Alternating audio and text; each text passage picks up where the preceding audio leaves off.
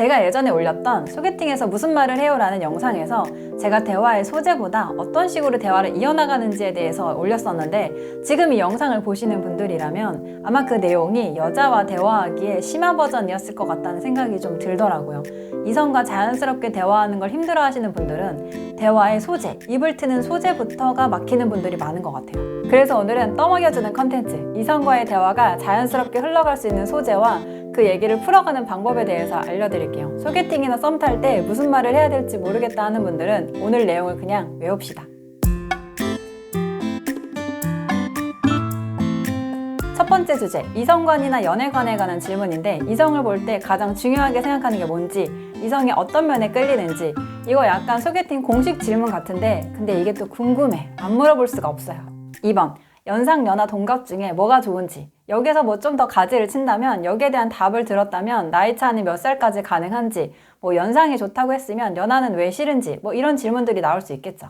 3번, 연애 제일 길게 해본 게 어느 정도인지. 이거는 소개팅에서 하기보다는 썸 탈 때 하는 게 좋아요. 저는 개인적으로 소개팅 자리에서 연애사에 관한 질문을 할 순 있는데 너무 많이 하거나 딥하게 물어보는 건 진짜 별로라고 생각하거든요.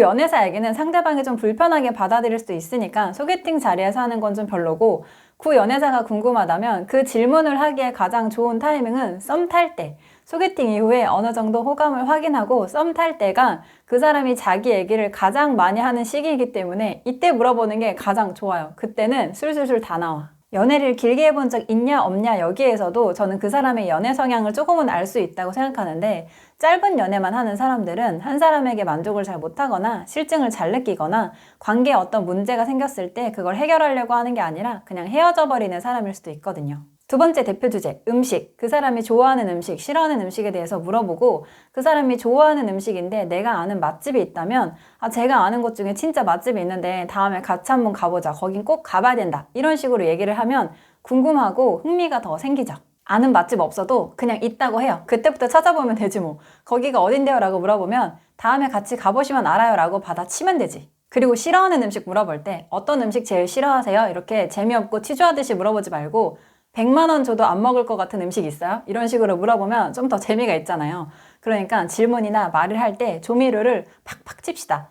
근데 100만 원 주면 다 먹나? 그리고 음식 밸런스 게임 질문 같은 것도 은근히 재밌어요. 짜장, 짬뽕, 고기, 회 이런 게 이게 뭐라고 또 고민이 되면서 재밌어. 그러면서 분위기가 좀 자연스럽게 풀어질 수 있고 그 사람의 음식 취향도 알 수 있고 나랑 음식 취향이 비슷하다면 공감대를 형성할 수도 있죠. 그 사람을 또 보고 싶게 만드는 가장 중요한 포인트. 그 사람과 대화를 할 때 재미가 있어야 된다. 세 번째 대표 주제, 여행. 여행도 또 할 말이 너무 많지. 가장 좋았던 여행지 얘기를 하면 그때의 기분이 떠오르면서 자동으로 약간 기분이 좋아져요. 그래서 어디가 가장 좋았는지, 거기가 왜 좋았는지, 어딜 가보고 싶은지, 거길 왜 가보고 싶은지, 뭐 이런 질문들도 괜찮죠. 그 사람이 말한 여행지 중에 내가 가본 곳이 있다면 대화 소재가 더 많이 생기니까 좋지만 가본 곳이 없어도 상관없어요. 이미 자기가 좋았던 여행지나 가보고 싶은 곳을 얘기하면서 기분이 살짝 좋아지거든요.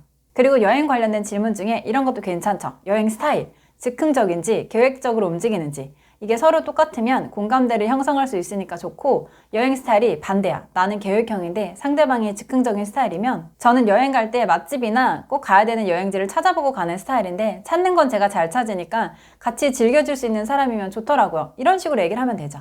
그리고 그 사람의 성격이나 성향을 알기에 MBTI 질문도 괜찮다고 봐요. MBTI가 100% 다 맞다고 할 수는 없지만 대체로 맞는 것 같아. 그 사람의 성향을 알면 그 사람과의 소통 방식을 알 수가 있으니까 MBTI 질문도 괜찮다고 봐요. 여기까지 소개팅이나 썸 탈 때 하면 좋은 질문들과 그 얘기를 풀어가는 방식에 대해서 얘기했는데, 소개팅이나 썸 탈 때 할 말은 너무 많죠. 그 사람의 직업에 대한 얘기나 취미생활에 대한 얘기나 할 말은 너무 많은데 제일 중요한 건 질문, 팩트 확인, 끝. 이런 식으로 대화가 이어지면 안 돼요. 이렇게 질문을 계속하면 질문을 받는 사람 입장에서는 진짜 기빨리고 취조당하는 기분이 든다니까요. 그리고 또 중요한 건 내가 말하는 양보다 상대방이 더 많이 말을 하게 해야 되고 하나의 소재로 가지치기를 쭉쭉 해야 되는데, 이 방식에 대한 얘기는 소개팅에서 무슨 말을 해요? 라는 이 영상을 참고해 보시길 바랍니다. 누군가에게는 전혀 어렵지 않은 일이 누군가에게는 막막하고 어려운 일일 수 있잖아요. 저는 그게 대표적으로 말주변이 그 중에 하나라고 생각하는데, 말주변은 사실 타고나는 것도 좀 있지만 기본적으로 자신감이 밑바탕에 깔려야 나오는 거거든요. 타고난 말주변이 없다고 연애를 못할 소냐? 연습으로도 어느 정도 개선이 될 수 있는 부분이니까 말 잘하는 사람들이 상대방과 어떤 식으로 대화를 이어나가는지를 좀 보고, 처음엔 잘 안 되더라도 자꾸 하다 보면 조금은 늘어요. 말주변 없다고 쭈그러들지 말고 자신감 있게, 웃기고 안 웃기고가 문제가 아니고 자신감 없는 모습을 보이면 끝이에요. 가끔은 등장감이 필요할 때가 있어.